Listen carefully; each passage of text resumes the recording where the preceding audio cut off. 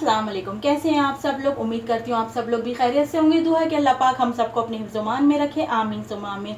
मैं आपको अपने चैनल डेली के जायके में वेलकम करती हूँ। आज मैं आप लोगों के लिए जो रेसिपी लेकर आई हूँ वो बहुत ही ज़बरदस्त, बहुत ही टेस्टी है, जिसको सब लोग बनाना यकीनन बनाते भी होंगे और बनाएंगे भी, क्योंकि आज मैं आपको देगी स्टाइल से बनाना सिखाऊंगी। तो आज में जो मेरी रेसिपी का नाम है वो है बीफ देगी कौरमा। आज मैं आपको इसको देगी स्टाइल से बताऊंगी और वो भी मैं दानेदार बनाऊंगी, जिसको आप लोग मेरी पूरी वीडियो एंड तक देखिएगा। जो मैं आप साथ में आपको टिप भी बताती जाऊंगी, आप मेरे इस टिप को फॉलो भी करिएगा दानेदार बनाने के लिए। तो चलिए स्टार्ट करते हैं। स्टार्ट करने से पहले आप लोग मेरे चैनल को सब्सक्राइब करें, लाइक करें और शेयर करें।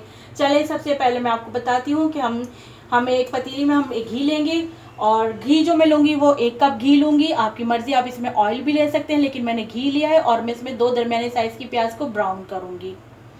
चलिए स्टार्ट करते हैं। हम कौरमे के लिए प्याज को हम ब्राउन कर रहे हैं, गोल्डन ब्राउन करेंगे जब तक हम इसको फ्राई करेंगे। ठीक है, इसमें हम कौरमे के लिए एक अच्छा सा कलर देंगे प्याज को, ताकि हमारे कौरमे का जो कलर है वो बहुत अच्छा सा सालन का कलर आए। प्याज ब्राउन हो गई है, अब हम इसको निकाल रहे हैं।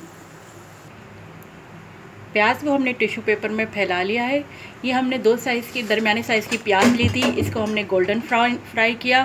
फिर देखें एक अच्छा सा जब इसमें कलर आ गया तो हमने इसको एक ट्रे में टिश्यू पेपर बिछा कर फिर इसको निकाल लिया है। अब मैं इसको एक टिप बताती हूँ आपको। इसको क्रिस्पी करने के लिए क्या करेंगे, हम इसको फ्रीज़र में रख देंगे। इसको हम आधे घंटे बाद निकालेंगे तो ये बिल्कुल क्रिस्पी होकर प्याज निकलेगी। मर्ज़ी है, वैसे आप इसको बाहर भी रख सकते हैं, लेकिन एक अच्छा क्रिस्पी फ़ौरन आ जाता है, तो मैं इसको फ्रीज़र में रख दूँगी। अब मैं फ्रीज़र से बाहर निकाल कर जब दिखाऊंगी कितनी क्रिस्पी हुई है। अभी मैं इसको फ़िलहाल फ्रीज़र में रख रही हूँ। ये मैंने 1 कप घी लिया था, इसमें मैंने प्याज को गोल्डन फ्राई किया था। फिर उसके बाद मैंने प्याज को निकाल लिया। अब जो इसका जो बचा हुआ घी है, लेफ़्ट ओवर है, अब मैं इसमें आपको गरम मसाले डालना बताती हूँ कि मैंने इस गरम मसालों में क्या क्या लिया है, मैं आपको बताती हूँ। ये मैंने 6 से 7 छोटी इलायची ली है, और ये मेरे पास 7 से 8 काली मिर्चें हैं, और ये एक तेज़पात है, और ये एक दालचीनी का टुकड़ा है, और ये 3 लौंगे हैं। इनको मैं घी में डाल दूंगी मैं, और इसको हम सोटे होने तक पकाएंगे।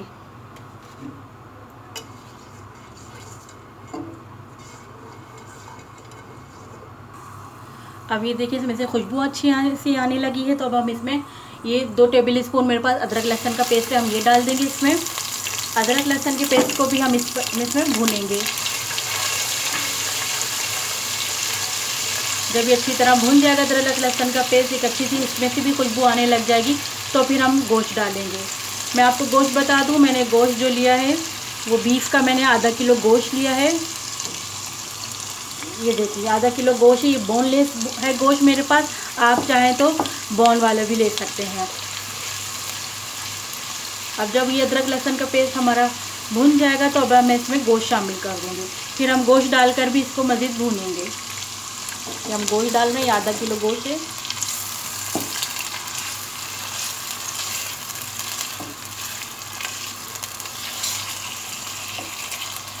हम इसको जब तक भूनेंगे जब तक गोश्त का एक अच्छा सा कलर ना आ जाए। अच्छा, प्याज को मैंने ट्रे में निकाल के मैंने इसको प्याज को मैंने फ्रीज़र में रख दिया है। इस पर भी मैं आपको एक टिप बताती हूँ कि इसको फ्रीज़र में मैंने इसलिए रखा है कि बहुत अच्छी क्रिस्पी हो जाती है फ्रीज़र में रखने से प्याज ना। सिर्फ आप 10 मिनट के लिए रखेंगे, वो देखिएगा आप इतनी अच्छी क्रिस्पी हो जाती है कि वो आप आराम से हाथों से आराम से आप उसको चूरा कर लेंगे। जब मैं आपको फ्रीज़र में से प्याज निकाल के दिखाऊंगी मैं आपको कि कितनी अच्छी वो क्रिस्पी हुई है। जब तक हम अभी गोश्त को एक अच्छा सा सुनहरा कलर होने तक भूनेंगे। गोश्त को हमने इसमें इन मसालों में अच्छी तरह भून लिया है। हमने गोश्त को इन मसालों में इसलिए भूना कि गोश्त की जो अपनी एक स्मेल होती है वो ख़त्म हो जाएगी, और इन मसालों में गोश्त अच्छी तरह रच बच भी जाएगा। अब हम इसमें मसाले मैं आपको बताती हूँ हम इसमें क्या क्या मसाले डालेंगे। मसालों में मैं आपको बता देती हूँ मैंने जो जो मसाले लिए हैं। ये मैंने लिए लाल पिसी मिर्चें हैं, ये मैंने 3 टेबल स्पून लिए। पिसा धनिया है, ये मैंने 1 टेबल स्पून लिया है। नमक मैंने 1 टेबल स्पून लिया है। और ये कश्मीरी लाल मिर्चें हैं, ये मैंने 1 टेबल स्पून ली हैं। और ये पिसा हुआ ज़ीरा है, ये मैंने 2 टेबल स्पून लिया है। इन सब चीज़ों को अब हम इसमें डाल देंगे गोश्त में। अब हम इसको भी तमाम मसालों को गोश्त में अच्छी तरह भूनेंगे।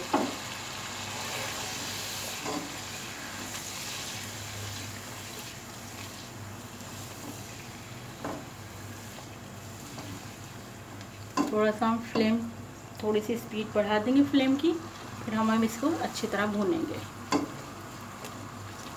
फिर जब ये अच्छी तरह भुन जाएगा तो फिर हम इसमें पानी डाल के इसको गोश्त गलने तक के लिए रख देंगे। अब ये देखिए मसाला गोश्त में अच्छी तरह भुन गया है। अब मैं इसमें दही डालूंगी, फिर दही डाल के हम फिर इसको मज़ीद और भूनेंगे। ये मेरे पास 1 पाव के करीब दही है, मैं ये दही इसमें डाल रही हूँ।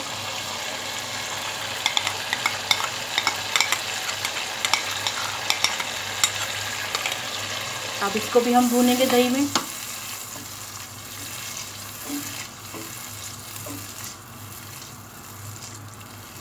जब ये अच्छी तरह भुन जाएगा, दही का पानी इसमें खुश्क हो जाएगा, तो फिर हम इसमें गोश्त गलने का पानी डाल के इसको कवर करके गोश्त गलने तक के लिए पकने रख देंगे। अभी तो हम इसमें दही डाल के अच्छी तरह भूनेंगे। दही का पानी भी आप देखिए खुश्क हो गया, ड्राई हो गया है दही का पानी भी। अब मैं इसमें पानी डाल के इतना डालूंगी पानी कि बस ये गोश्त की बोटियाँ इसमें डिप हो जाएं, और मैं इसको गोश्त को गलने तक के लिए, जब तक के लिए रख दूंगी आधे घंटे के लिए। आधे घंटे के लिए मैं इसको कवर करके रख रही हूँ गोश्त गलने तक के लिए। फिर मैं आपको आधे घंटे बाद मिलती हूँ। फ्लेम को हम स्लो कर लेंगे और इसको आधे घंटे के लिए कवर करके स्लो फ्लेम पे पकने देंगे गोश्त गलने तक के लिए। अब मैं आपको कौरमे के मसाले के लिए बता दूं, मैं जो डालूंगी गरम मसालों में, इनको मैं ब्लेंडर करूंगी। ये मेरे पास ये जो है ये 1 टेबल स्पून ज़ीरा है, सफ़ेद ज़ीरा लिया है, और ये जायफल का एक टुकड़ा है। ये जायफल थोड़ी ज़्यादा है, मैं थोड़ी ब्लेंडर करते टाइम कम कर लूँगी। और ये जवतरी का एक टुकड़ा है ये मेरे पास, और ये एक बड़ी इलायची है, 3 हरी इलायचियाँ हैं, और ये 8 से 10 अदद ये मैंने काली मिर्चें ली हैं, और ये एक दालचीनी का टुकड़ा है, और ये 4 लौंग हैं। इन सबको हम ब्लेंडर में डाल के ब्लेंड करेंगे, फिर हम कौरमे की पतीली में डाल देंगे। प्याज को मैंने फ्रीज़र में से निकाल लिया है और इसको मैंने हाथों से चूरा कर लिया है, और बाकी मैं और मज़ीद करूँगी। आप चाहें तो इसको माम दस्ते में भी कूट सकते हैं। बस इसको ख्याल रखिए, इसको ब्लेंडर में हमने चूरा नहीं ब्लेंड नहीं करना, क्योंकि बहुत पिस जाएगी। बस हमने इसको हाथ से मोटा मोटा ही चूरा करना है। जो मसाला मैंने पीसा था गरम मसाला, वो मैं इसमें 1 टीस्पून डाल रही हूँ। और अब जो मैं आपको टिप कह रही थी, एक टिप तो मैंने आपको प्याज की बताई थी क्रिस्पी करने की। अब दूसरी टिप ये है कि जो मैं आपको इसका दानेदार बता रही हूँ, इसके दानेदार बनाने के लिए आपने क्या करना है, ये मेरे पास जो है ये पिसा हुआ खोपरा है, ठीक है। इसको हम 1 टीस्पून इसमें डाल देंगे।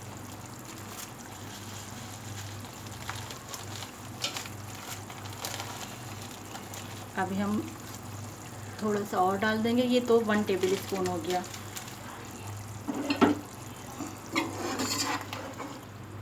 गोश्त भी तकरीबन 90% गल चुका है। गरम मसाला और ये जो हमने पिसा हुआ खोपरा डाला है, डेसिकेटेड कोकोनट, इसको भी हमने डाल के कर लिया। अब फिर हम वापस इसको कवर करके रख देंगे।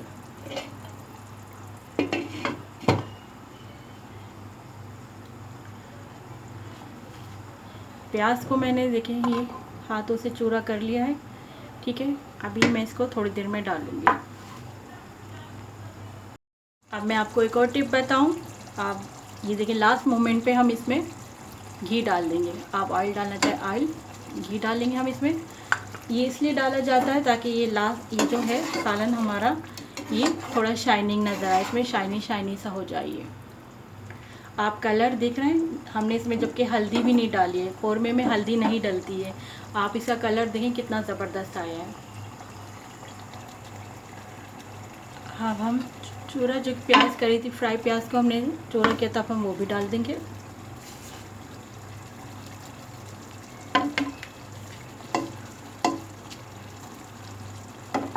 अब क्या है, हमने प्याज डाल के भूनना है अच्छी तरह।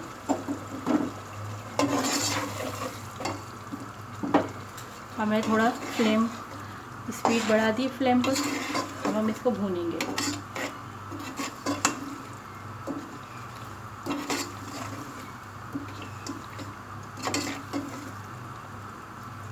अब मैं आपको इसका भूनने का तरीका बताऊं, और एक ये टिप भी है दाना बनाने के लिए। देखें इसको, जैसे इसको यहाँ से पकड़ा और इस तरह घुमाना हमने।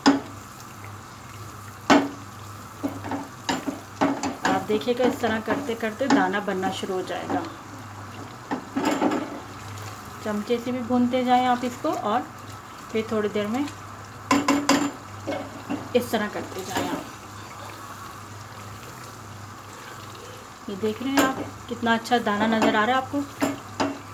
इस तरह आपने थोड़ी देर में करते जाना है, और प्याज डाल के भूनता भी जाएगा खाना, और इस तरह दाना भी बनता जाएगा। अब हमने इसमें आधा कप पानी डालकर इसे 5 से 8 मिनट के लिए दम पे रख दिया। मिलते हैं आप 5 से 8 मिनट बाद। कौरमा रेडी हो गया है। अब हम इसमें जो कौरमे की असल जान होती है, रूहे केवड़ा, अब हम वो डालेंगे इसमें। 1 टेबल स्पून डालेंगे हम इसमें, बस थोड़ा सा और डालेंगे बस। इसको डालने के बाद हम केवड़े को डालने के बाद हम इसको बस 2 मिनट के लिए दम पे रखेंगे, ताकि केवड़े की खुशबू अच्छी तरह इसमें रच जाए। अब हम आपको डिश आउट करके दिखाते हैं।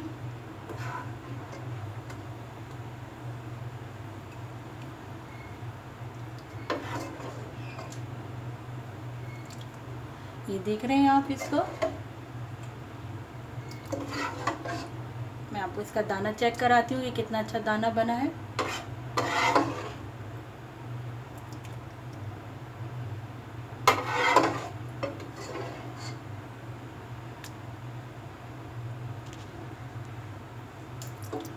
ये चेक करें जी, दाना देख रहे हैं आप, दाना कितना अच्छा बना है।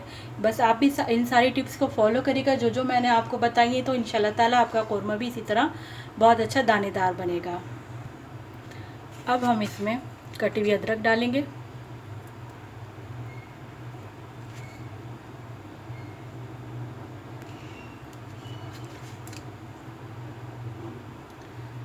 और ये मेरे पास बादाम है, ये मैं बादाम डाल रही हूँ।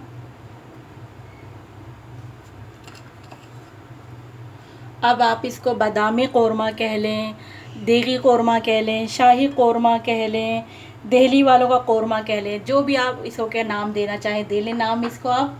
तो आपने देखा कितना ज़बरदस्त लग रहा है ये कौरमा, बहुत अच्छा, बहुत मज़े का और बहुत टेस्टी बना है। आप भी इसको इसी तरीके से बनाइएगा और मुझे ज़रूर फीडबैक दीजिएगा।